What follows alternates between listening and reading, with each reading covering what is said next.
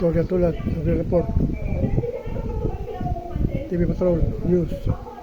Ngayon ay alas 8 pasada media.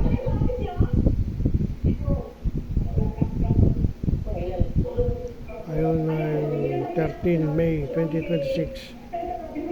Wednesday, alas 8:45 na pasado gabi. Ito sa Victoria Tulad. Victoria Tulad ito.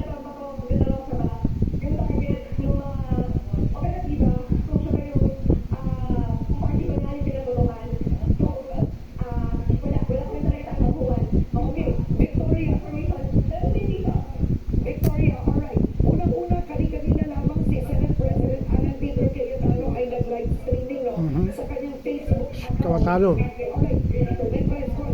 Live streaming.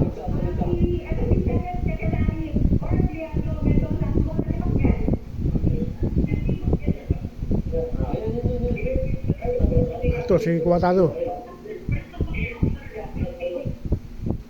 Sabi niya gagawa kasi pinaalis, and then he started saying, huwag kami magtaas ng boses.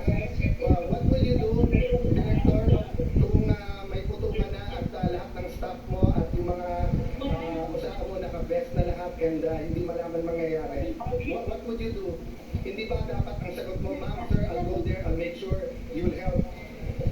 That's what I was expecting him to say. When Senator Lawrence was talking to him very calmly, I said, what are you gonna do about this? Ano ka kami dito?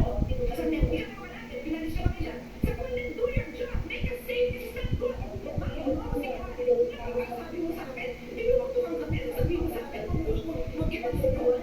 Sumisigaw ako dahil wala sa emotion. So, I'll give everyone context. 4 senators got tips 30 minutes ago while we were talking na umalis na dito kasi may mangyayari. So, yung isa kapwa senador yung iba kung sino-sino nagsabi.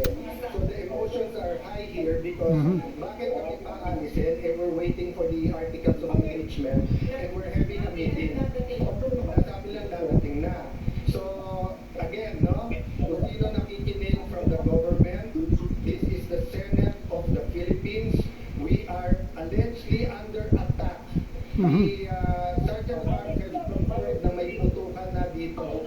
So please, kung sinong nanonood, sinong nakikinig, we expect tawagan namin would understand the emotions here and will say we'll do something about it.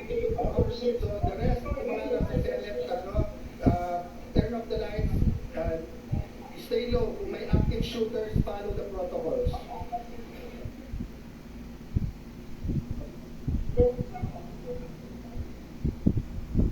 Ano protocol? Ilan senador kayo natin? Ilan senador kayo natin?